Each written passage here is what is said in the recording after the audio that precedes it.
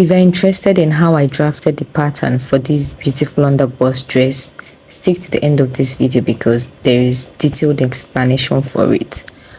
I started by marking off my shoulder line, which is seen at the top of the paper, and from there I am coming down by 11 inches, which is my bust point, underbust, waist, hip line and gown length. I am dotting them across so that I can easily connect the dots to get a straight line. Now I marked half of my shoulder measurement.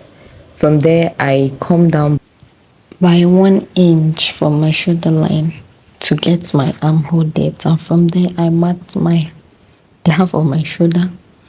Then I marked 3.5 inches for my neckline and 8 inches for my neck depth. I am connecting the shoulder slant and then the armhole line. I'm also ruling out the chest line. I measured half of the armhole, going by half of an inch, marked my bust circumference divided by 4, connect it into an armhole curve as seen. Then I am labeling the lines so that it will be carried along, not to get confused. I marked half of my bust span or nipple to nipple measurement on my bust point down to my hip line. I'm connecting it into a straight line. I'm coming up by 3 inches from the hip line. Then on the waistline I go out by half an inch, connecting my dart legs as seen. From the shoulder line, I'm coming down by 8 inches and connected my neckline. Then I marked the center of the line and go out by 1/4 of an inch on both sides to reduce gaping.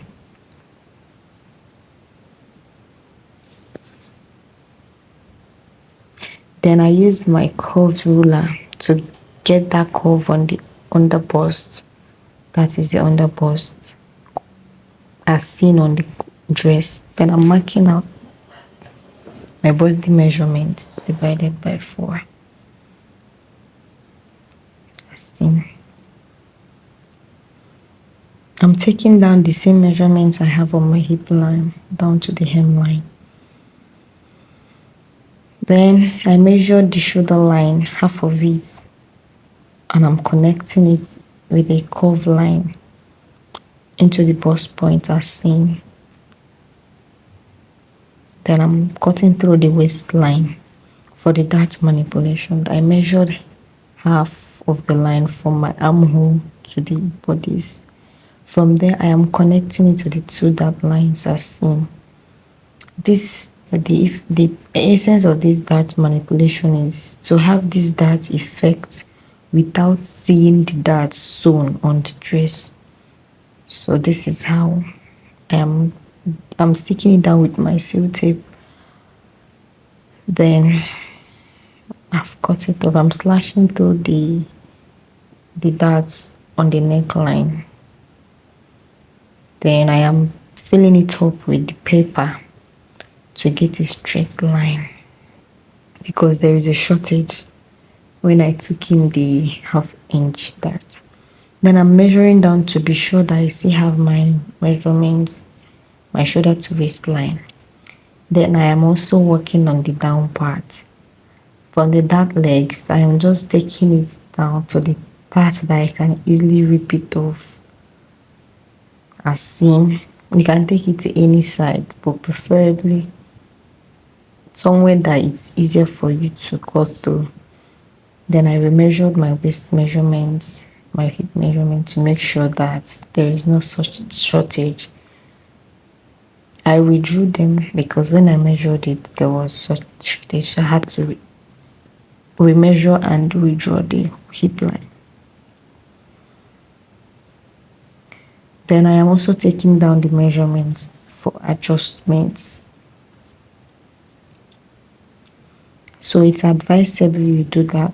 After taking in the darts, you have to remeasure the various points to be sure. I am also blending it off from the pointy part of the hip line. I'm connecting the upper and lower part after I have removed the darts to get it as a full gown pattern. I redrew my waistline, held it down with a seal tape. I'm trying to blend that hip part so that it won't be pointy.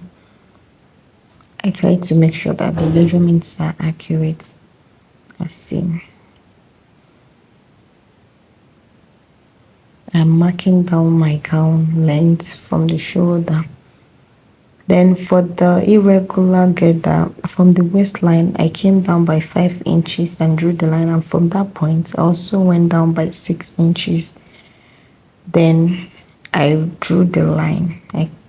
Then I go in by 6 inches from the center front as seen and draw the straight line.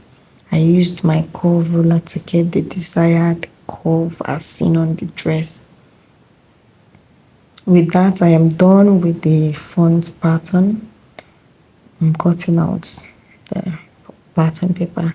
I've gone ahead to slash through the upper bust part as seen. So this is a complete pattern set for the front. I've gone ahead to draw out the necessary lines on the back pattern. Then I came down from the shoulder by 4 inches, which is the center of the armhole line. From there, I didn't go in by any inch for the back. I measured my bust, my waist, everything down to the hip. I divided it by 4 and marked out my body measurement as seen. The same thing I did at the front, slashing through the waistline and connecting the dark legs from the center of the armhole and the bodice. I am also doing the same to the back part. I intentionally took it to this point. You can take it to any point on the center back as seen. Then I'm connecting the papers to fill up for the shortage as seen. Then I held it down with my tape. Make sure that I have my measurements all intact. Then our pattern is ready. Then the same thing from the waistline, I came down by 5 inches, then drew the straight line. From that point, I came down by 6 inches, drew the straight line. From the zipper center back, I go in, that is after the zipper line, I go in by 6 inches, and then I go the curve with my ruler. With this, our pattern set is ready. Thank you for watching. Subscribe so that when I upload the other video, you will be notified.